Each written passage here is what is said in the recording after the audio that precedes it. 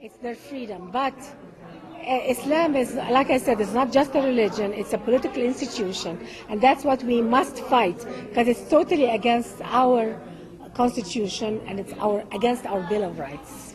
Is the growth of Islam a direct threat to American atheists or non-Muslims? Oh, the growth of Islam is a direct threat to our constitution.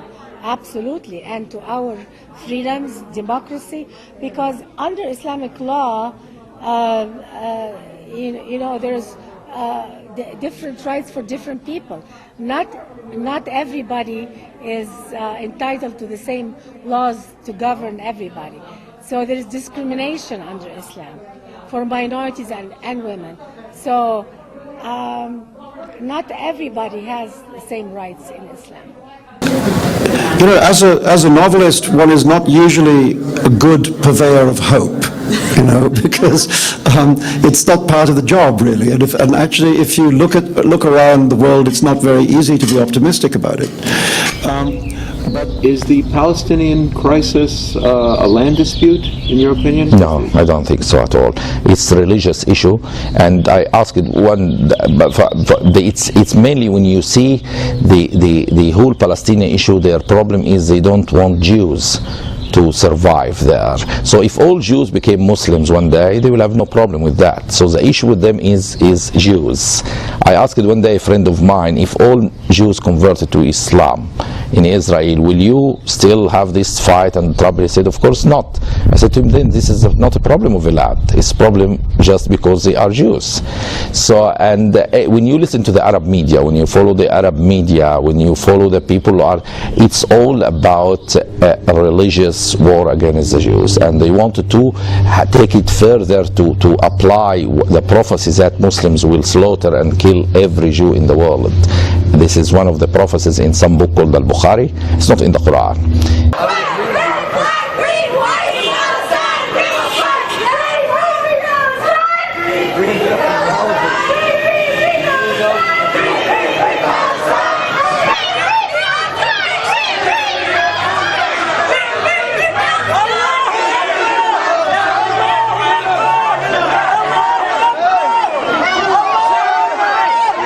We are not going to be the Czechoslovakia of Second World War.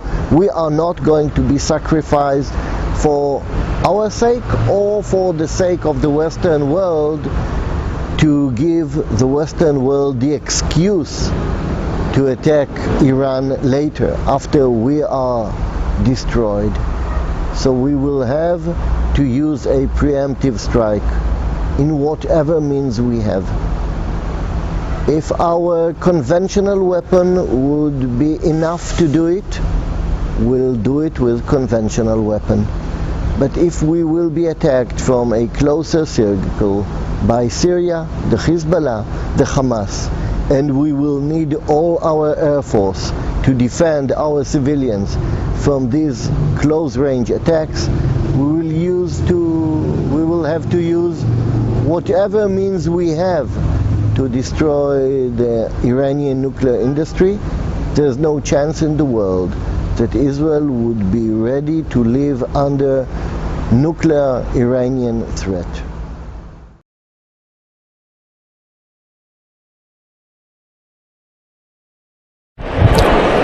What's your name?